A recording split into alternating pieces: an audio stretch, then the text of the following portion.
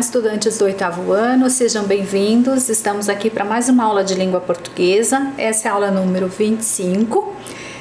Eu sou a professora Itamara, nós estamos aqui para pensar um pouquinho nos nossos conteúdos. Vocês precisam separar o material para a aula de hoje. Então, um caderno, uma folhinha para anotação, lápis, borracha, caneta, apontador e o dicionário de língua. E aí, na sequência, nós vamos pensar lá nas nossas aulas. Então, marque a aula número 25, língua portuguesa, o dia de hoje, e aí na sequência os conteúdos que vamos trabalhar.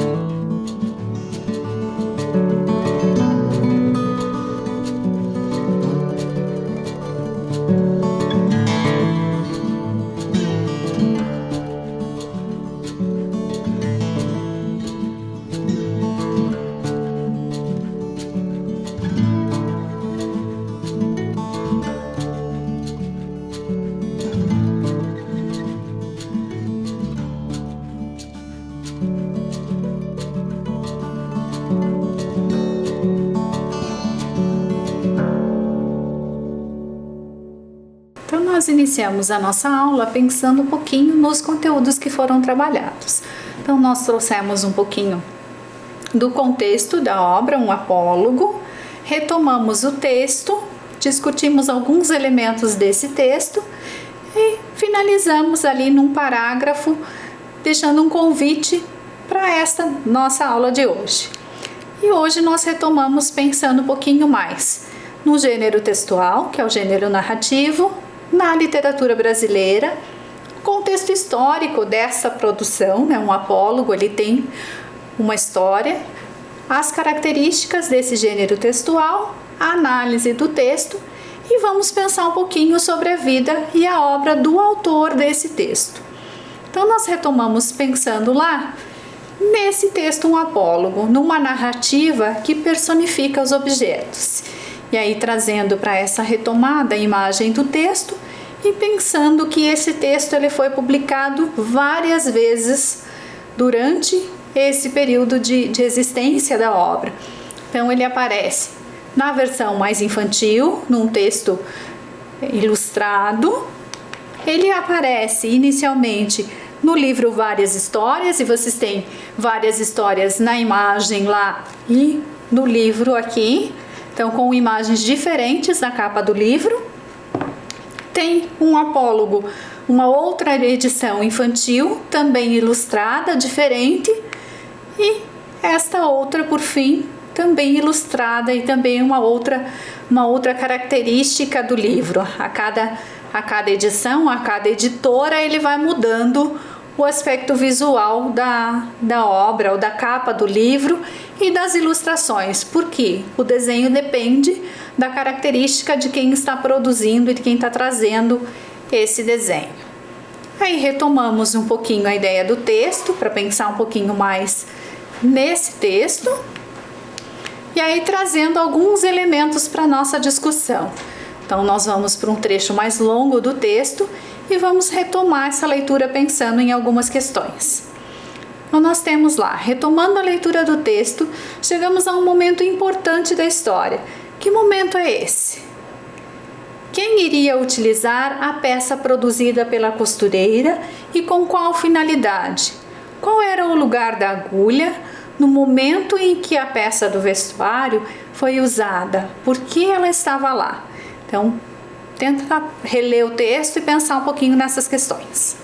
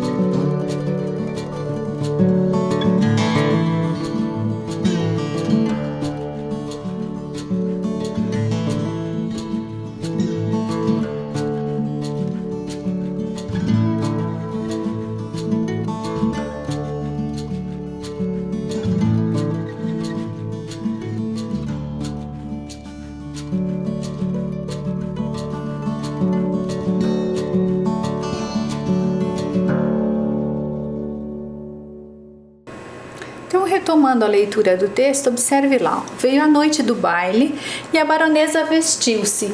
A costureira que a ajudou a vestir-se levava a agulha espetada no corpinho para dar algum ponto necessário. E quando compunha o vestido da bela dama e puxava a um lado ou outro, arregaçava daqui ou dali, alisando, abotoando, acolcheteando a linha para mofar da agulha, perguntou-lhe: ora, agora, diga-me, quem é que vai ao baile no corpo da baronesa, fazendo parte do vestido e da elegância? Quem é que vai dançar com ministros e diplomatas, enquanto você volta para a caixinha da costureira, antes de ir para o balaio das mucamas? Vamos, diga lá. Parece que a agulha não disse nada, mas um alfinete de cabeça grande e não menor experiência murmurou a pobre agulha: anda, aprende, tola. Cansas-te em abrir caminho para ela e ela é que vai gozar da vida, enquanto aí ficas na caixinha de costura. Faze como eu, que não abro caminho para ninguém. Onde me espetam, fico. Contei essa história a um professor de melancolia, que me disse, abanando a cabeça: também eu tenho servido de agulha a muita linha ordinária. E aí, pensando um pouquinho mais nessa leitura, observe lá. Veio a noite do baile e a baronesa vestiu-se, a costureira ajudou a vestir-se. Então, quem utiliza essa peça? A baronesa. E qual era o lugar da agulha? A agulha está ali espetada no vestido da costureira, fazendo esse processo de observar o que a costureira faz e observar os últimos ajustes no vestido. E aí, pensando um pouquinho mais, nesse trecho, o silêncio do trabalho é quebrado. Quem quebra esse silêncio e por quê? Qual foi a reação da agulha diante da fala da linha? E quem responde às provocações da linha? Pense um pouquinho lá nesse trecho.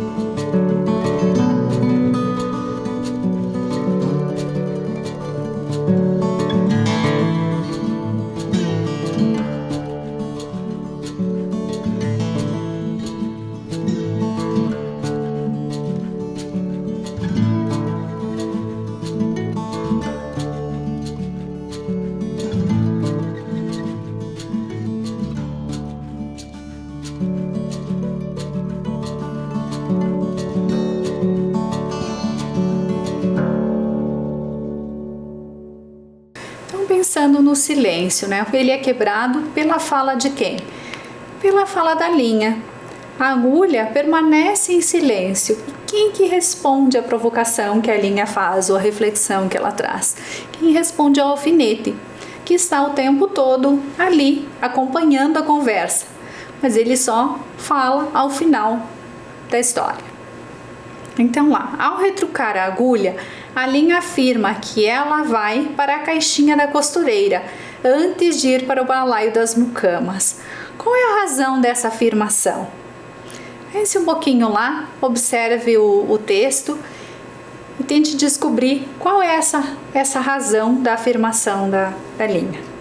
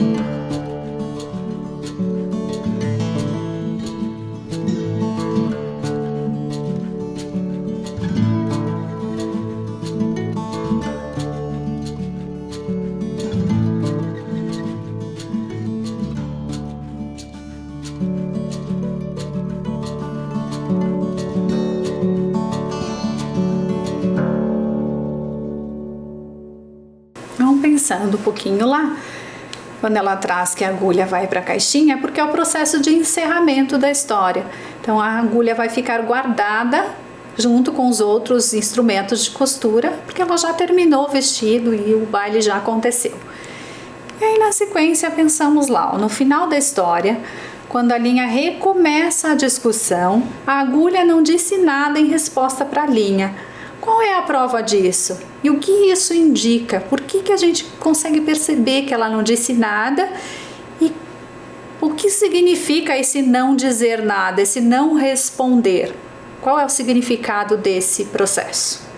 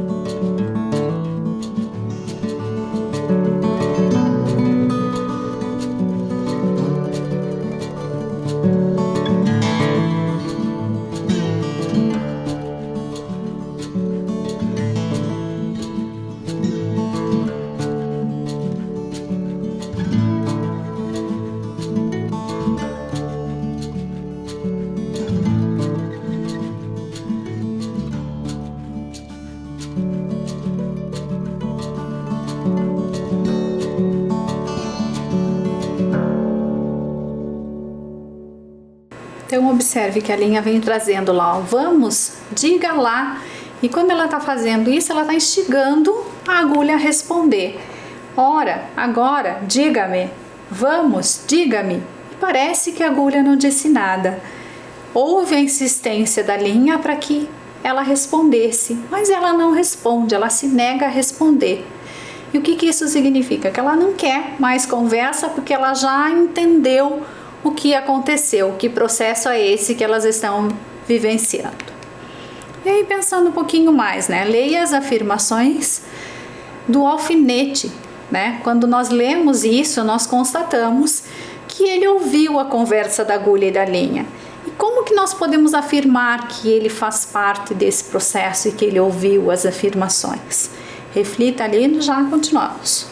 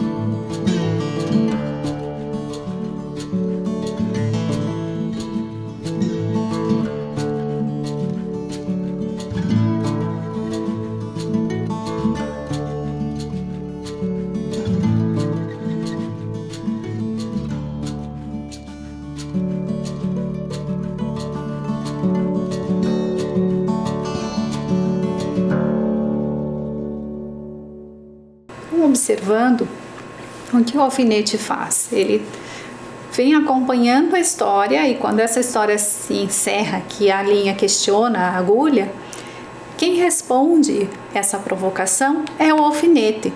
Então, observando o modo como ele responde, nós conseguimos concluir de que ele acompanhou toda a história e ele traz um conselho à agulha, né? Ele diz para a agulha parar de fazer esse serviço de guiar a linha e de ajudar a linha, enfim, embora tenha certeza, né, de que não dá para fazer a costura, não dá para usar a linha sem a agulha.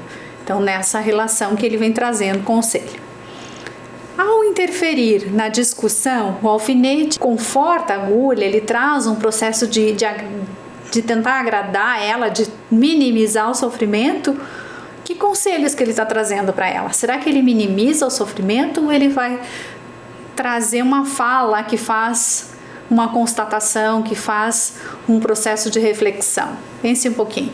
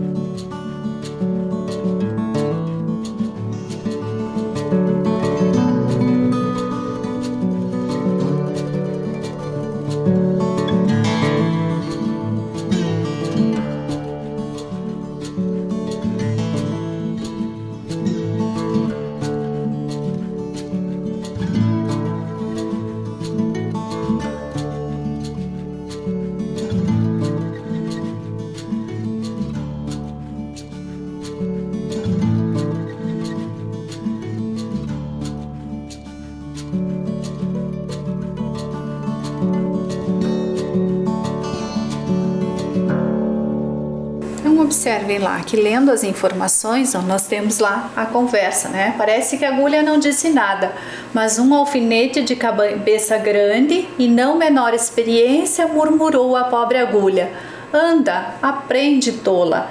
Cansas-te em abrir caminho para ela, e ela é que vai gozar da vida enquanto aí ficas na caixinha de costura. Faze como eu, que não abro caminho para ninguém. Onde me espetam, fico. Então, tem esse processo de observação e o modo como ele responde para a linha e aconselha a agulha a buscar outras possibilidades e não trabalhar para a linha. E aí, ao interferir na discussão, o alfinete conforta a agulha. Que conselho que ele traz para ela? Será que ele está trazendo esse processo de conforto ou ele está trazendo uma reflexão? Está trazendo um aconselhamento para ela mudar a postura? Pense um pouquinho nessa pergunta.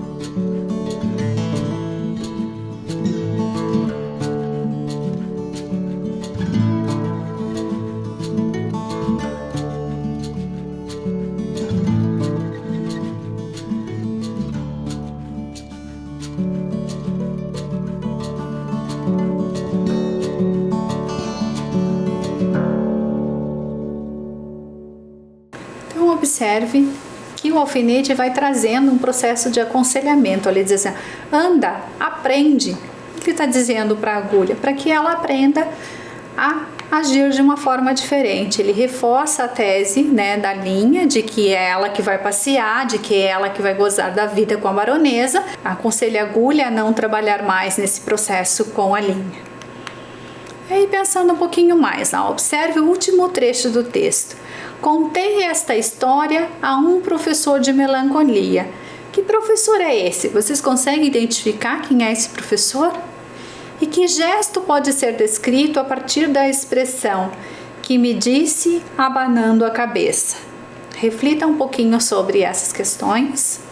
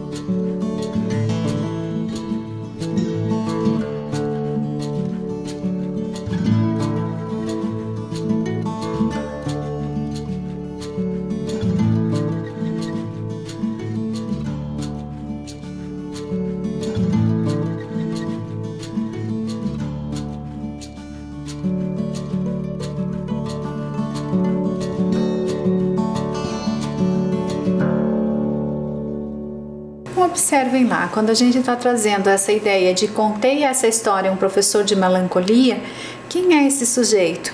É um sujeito que lida com a tristeza, que trata da tristeza, da depressão. Então, essa ideia de que seria um professor, na verdade, um professor numa figura poética que está sendo colocada. E aí que me disse abanando a cabeça, qual o gesto que nós identificamos? O balançar a cabeça de um lado para o outro, né? Ele está lá como se estivesse pensando sobre isso e refletindo sobre alguns elementos da própria vida. E aí, na sequência, de quem é a frase? Contei essa história a um professor de melancolia. E lendo a frase do texto, né, que traz as conclusões, o que nós podemos entender dessa afirmação do professor? Também eu tenho servido de agulha a muita linha ordinária. Então reflita sobre essas questões.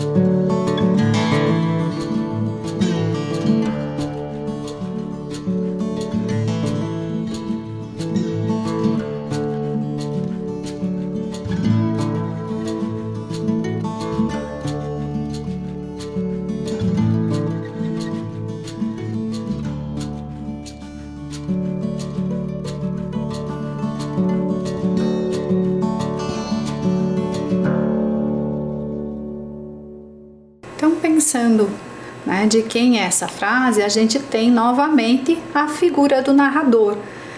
O narrador se colocando na história e trazendo essa relação com o texto.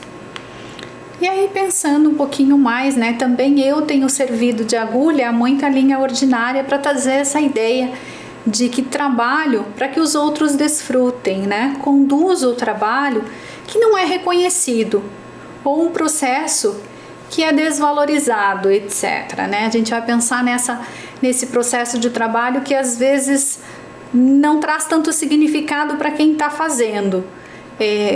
Quem aparece no final é um sujeito e você tem várias outras pessoas envolvidas nesse trabalho. Então, nessa reflexão que o autor está trazendo a fala do professor, que seria o professor de melancolia ali, como ele está se referindo, para dizer que é um processo feito a muitas mãos, mas que não aparece todas as pessoas, todas as mãos que fizeram esse trabalho.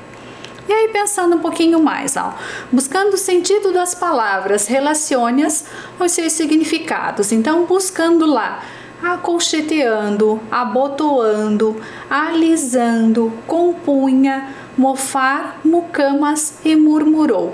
Tenta encontrar o significado delas dentro desse trecho do texto.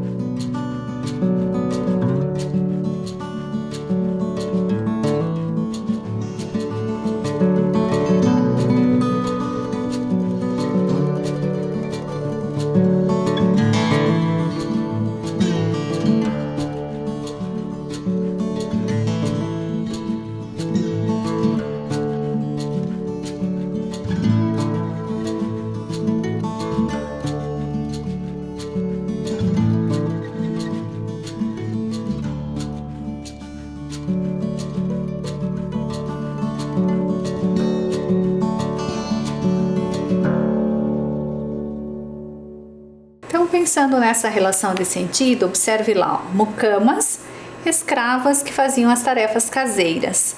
Murmurou, falou baixo, tão baixinho que mal dava para ouvir. Acolcheteando, prendendo, abotoando, fechando os botões.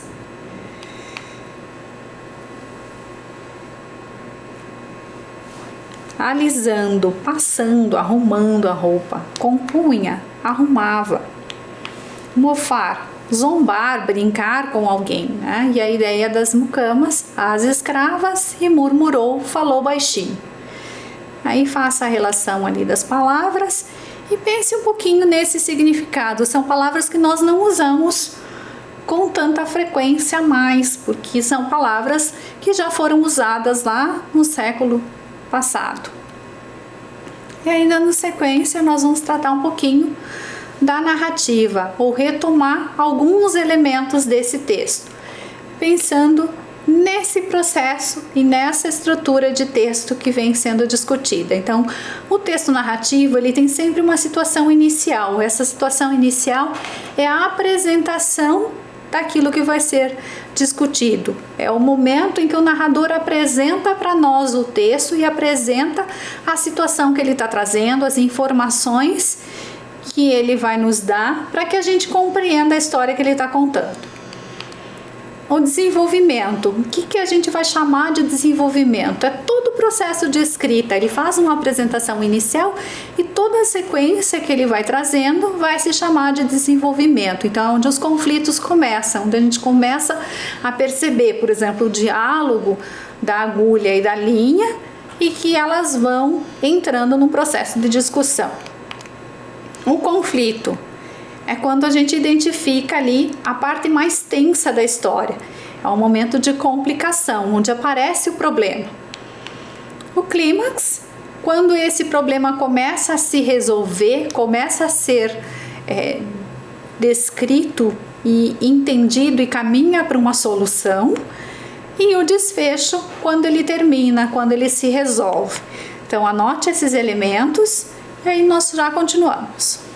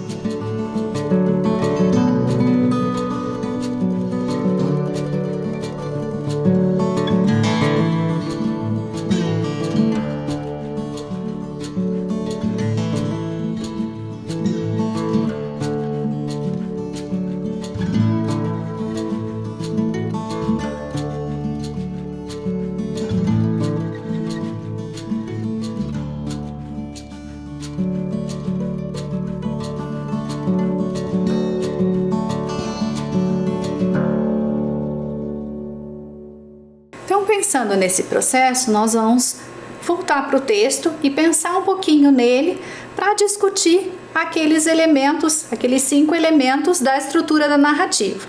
Então, pensando lá, um apólogo, Machado de Assis. Era uma vez uma agulha que disse ao novelo de linha: por que está você com esse ar toda cheia de si, toda enrolada, para fingir que vale alguma coisa neste mundo? Deixe-me, senhora. Que a deixe por quê? Porque lhe digo que está com um ar insuportável. Repito que sim, e falarei sempre que me der na cabeça. Que cabeça, senhora? A senhora não é alfinete, é agulha. A agulha não tem cabeça. Que lhe importa o meu ar? Cada qual tem o ar que Deus lhe deu. Importe-se com a sua vida e deixe a dos outros. Mas você é orgulhosa. De certo que sou. Mas por quê? É boa, porque coso então os vestidos e enfeites de nossa ama. Quem é que os cose, senão eu? Você. Esta agora é melhor. Você é que os cose. Você ignora que quem os cose sou eu, e muito eu? Você fura o pano, nada mais. Eu é que coso. Prendo um pedaço ao outro, dou feição aos babados. Sim, mas que vale isso? Eu é que furo o pano, vou adiante, puxando por você, que vem atrás, obedecendo ao que eu faço e mando. Também os batedores vão adiante do imperador. Você é imperador? Não digo isso, mas a verdade é que você faz um papel subalterno, indo adiante vai só mostrando o caminho, vai fazendo o trabalho obscuro e ínfimo. Eu é que prendo, ligo, ajunto. Estavam nisto quando a costureira chegou à casa da baronesa. Não sei se disse que isto se passava em casa de uma baronesa, que tinha a modista ao pé de si para não andar atrás dela. Chegou a costureira, pegou do pano, pegou da agulha, pegou da linha, enfiou a linha na agulha e entrou a coser. Uma e outra iam andando orgulhosas, pelo pano adiante, que era a melhor das sedas, entre os dedos da costureira, ágeis como galgos de Diana, para dar a isso uma cor poética.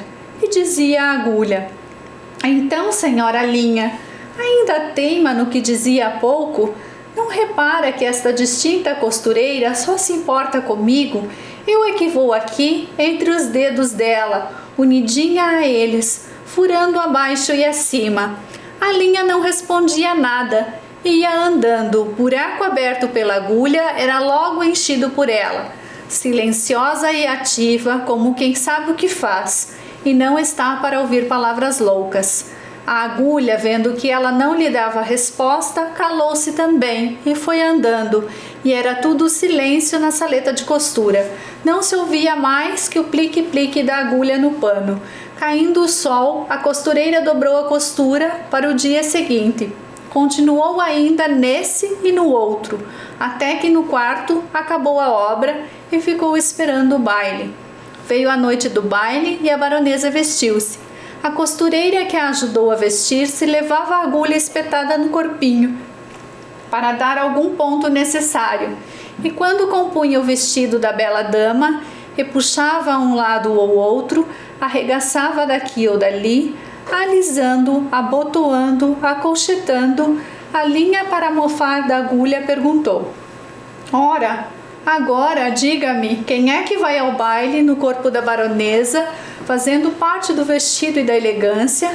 Quem é que vai dançar com ministros e diplomatas, enquanto você volta para a caixinha da costureira, antes de ir para o balaio das mucamas? Vamos, diga lá. Parece que a agulha não disse nada, mas um alfinete de cabeça grande e não menor experiência murmurou a pobre agulha: anda, aprende, tola, cansa-se de abrir caminho para ela, e ela é que vai gozar da vida enquanto aí ficas na caixinha de costura. Faze como eu, que não abro caminho para ninguém, onde me espetam, ficam. Contei esta história a um professor de melancolia, que me disse abanando a cabeça: também eu tenho servido de agulha a muita linha ordinária. Então, pensando nesse texto, pensando um pouquinho mais, nós vamos retomar alguns trechos e relembrar a estrutura dessa narrativa, tentando ligar os elementos ali: situação inicial, conflito, desenvolvimento, clímax e desfecho, com os trechos do texto. Tente reler os trechos ali e identificar esses elementos.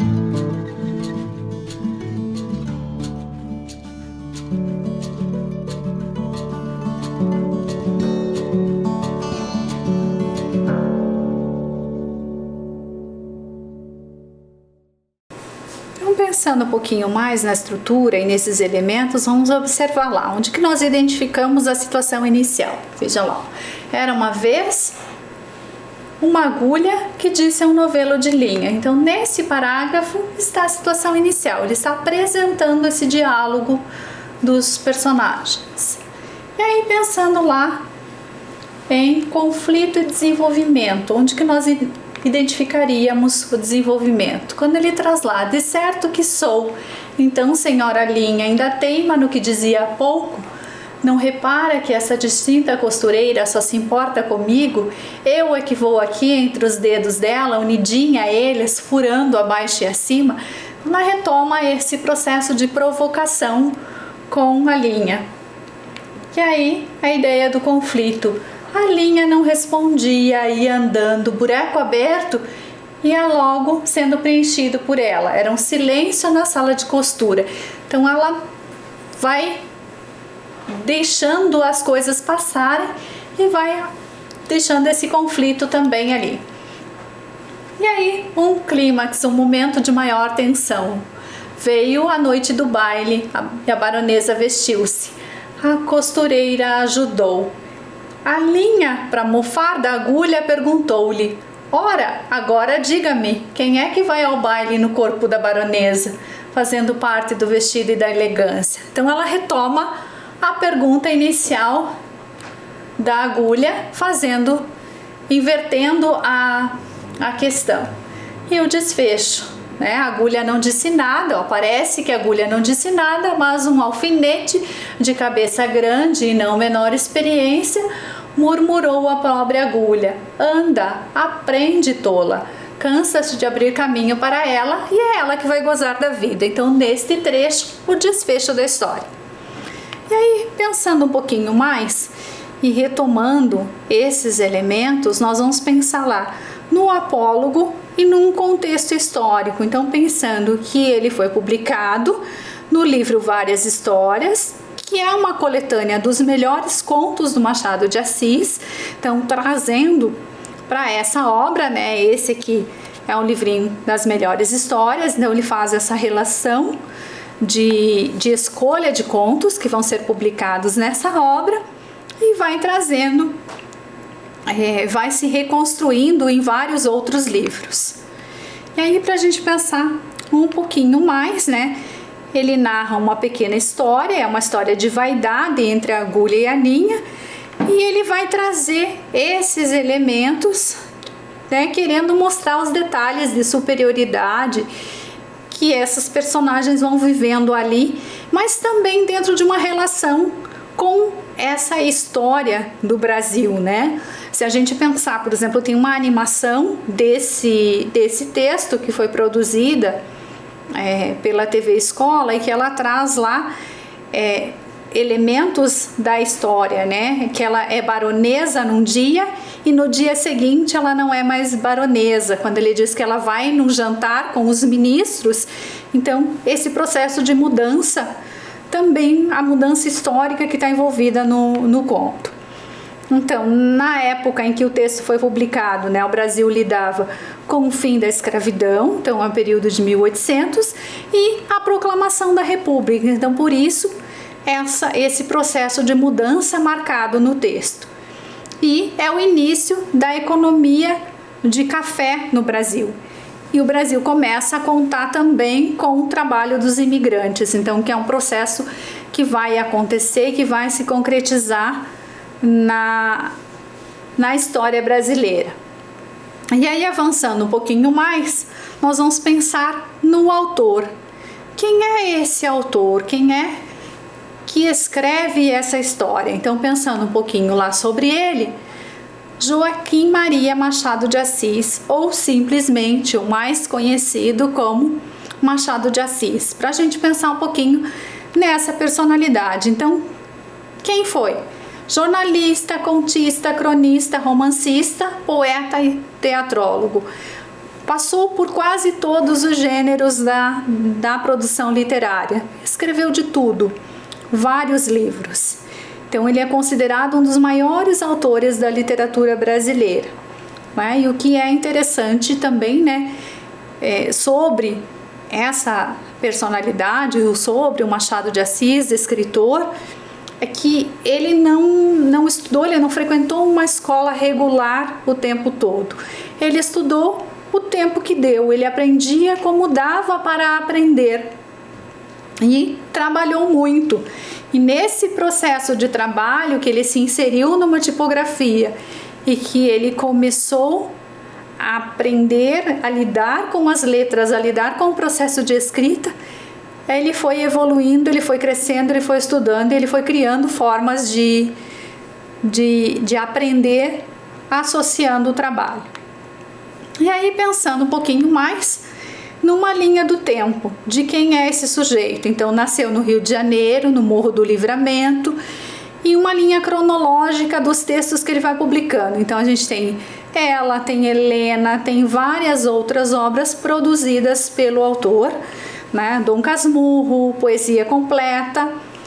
E aí ele vai escrevendo várias coisas. E aí, para a gente pensar um pouquinho mais, trazer uma ilustração, algumas das obras que o autor colocou para nós, que deixou, né, para que a gente conheça esse autor e conheça a qualidade da sua escrita. Então nós temos lá Dom Casmurro, O Alienista, que também é um livro de contos, Helena, outro romance, Esaú e Jacó, Memorial de Aires. E aí, pensando um pouquinho mais, Várias Histórias, que é o livro que tem o apólogo, o Dom Casmurro, que é esse que vocês têm a foto ali, a capa dele do livro, Memórias Póstumas de Brás Cubas, uma outra obra, e uma obra que eu particularmente gosto muito, que é Relíquias Curinárias, que é um processo de pesquisa que o Machado de Assis fez durante esse período em que ele escreve o apólogo também, que é esse período de mudança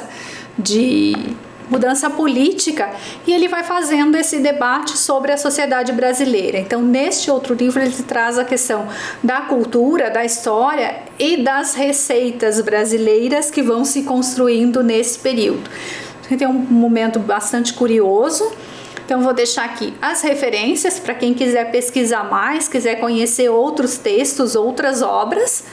E aí dizer para vocês, cuidem-se, até breve, nos vemos na próxima aula.